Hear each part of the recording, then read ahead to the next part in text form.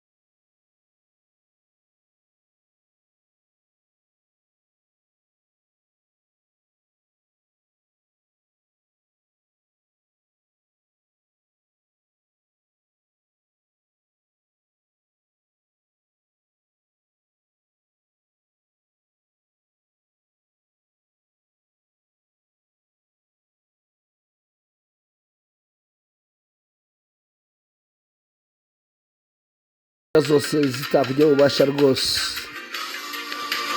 Ati uyu munsi ushize mu biganza byawe mwami, untunganiza inzira, kandi uyu munsi ujya imbere, umugisha wabane nanjye, kandi mwami n'amadeni yishyurwe, kandi nanjye ndagusabye ngo umpe ubwenge kugira ngo nkomeze nkubere ushaka kumba. Haleluya, haleluya, haleluya. Mwaramutse mute, mwaramutse amahoro, Imana yabanye namwe, mwarose neza, ndizera ko mumeze neza muri bazima, kuko imana yacu niyo kwizerwa kandi imana yacu ikora ibikomeye bitarondoreka. Niba inzu zitagenze neza ni ukwihangana ukomere, niba utabaye neza nabo kandi ni imana yacu, ni imana y'abazima kandi imana yacu ni imana yo kwizerwa. Imana yacu ni imana nziza, ni imana idutekerezaho nubwo twaba tutabyitayeho, idukuruza umurunga w'urukundo.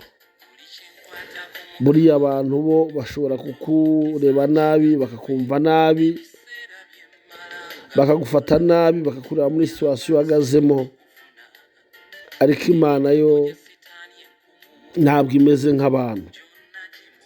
Haleluya, haleluya. Dawidi yaravuze muri Zaburi 34 aravuga ngo nzahimbaza uwiteka iminsi yanjye yose, ishimwe rye rizamuka mu kanwa kanjye iteka. Uwiteka ni umutima wanjye uzirata, abanyamubabaro byumve bishime. Mufatanye nanjye guhimbaza uwiteka, dushyirane hejuru izina rye.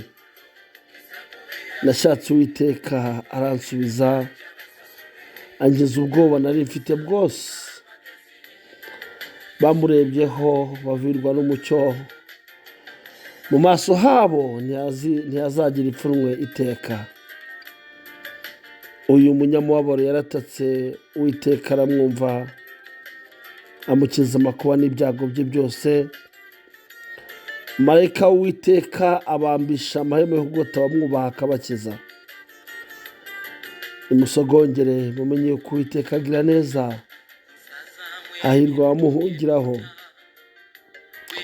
Mwubahe uwiteka mwabera bemwe, kuko abamwubaha batazagira icyo bakena. Imigunzu y'intare ibasha gukena no gusonza, ariko abashaka uwiteka ntibazagira icyiza bakena. Bana bato nimuze munyumve, ndabigisha kubaha uwiteka. Ninde ushaka ubugingo agakunda kurama kugira ngo azabone ibyiza? Ujye ubuza ururimi rwawe rutavuga ikibi, n'iminwa yawe itavuga iby'uburiganya. Va mu byaha ujye ukora ibyiza, ujye ushaka amahoro uyakurikire kugira ngo uyashyikire. Amaso y'uwiteka ari ku bakiranutsi, n'amatwi ari ku gutaka kwabo. Igitsure cy'uwiteka kiri ku bakora ibyaha, kugira ngo amahoro yo kwibuka kwabo mu isi. Abakiranutsi baratatse uwiteka arabumva, abakiza amakuba n'ibyago byabo byose. Uwiteka aba hafi y'abafite imitima imenetse, kandi akiza ufite umutima ushenjaguwe. Haleluya. Akiza ufite umutima ushenjaguwe.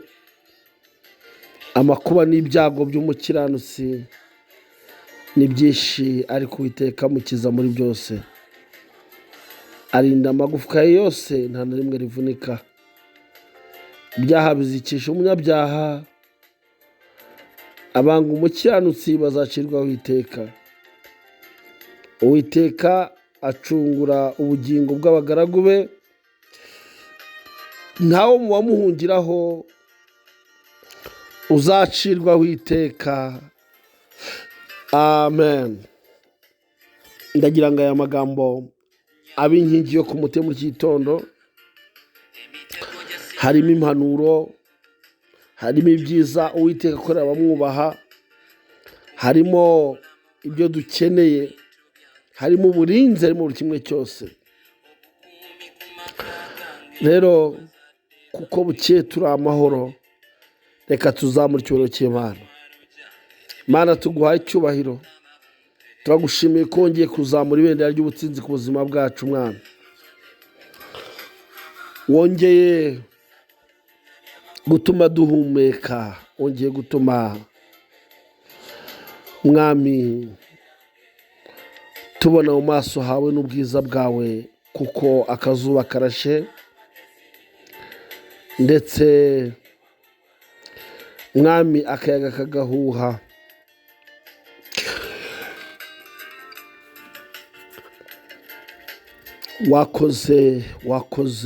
wakoze mwami. Reka twakire umugisha wawe mwami muri iki gitondo, umugisha wateguriye abana bawe kuri uyu munsi turawakiriye. Tuburije imigambi y'umwanzi yose mu izina rya Yesu. Dusenye buri mfatiro z'umwe zose mu izina rya Yesu. Mwami tubere umuyobozi muri uyu munsi. Buri imbaraga zose z'abarangi, iz'abazimu, iz'abadayimoni, iz'ikuzimu, imbaraga z'amahembe, imbaraga z'ibitega, imbaraga z'imizimu, imbaraga z'abarozi, imbaraga z'imitongero, imbaraga z'ibihuherano, buri imbaraga zose zitakuvuga mwami, zitesheje agaciro mu bana bawe. Reka bakira amahoro, ibyishimo, umunezero mwami. Reka uyu munsi bahahe baronke buri cyo kurya, icyo kwambara. Abari muri bizinesi mwami babunguke, buri wese abone neza yawe mwami ku ruhande rwe, buri wese abone amahoro yawe ku ruhande rwe mwami. Kiza indwara zananiranye mwami, reka zikire mu izina rya Yesu Kristo w'i Nazareti, mu izina rikomeye. Urakoze mwami w'abami, urakoze kugira neza, urakoze ko uri Imana yo kwizerwa. Uyu munsi tugize mu biganza byawe, uduhe ubwenge kandi tujye imbere muri byose, mu izina rya Yesu, amen.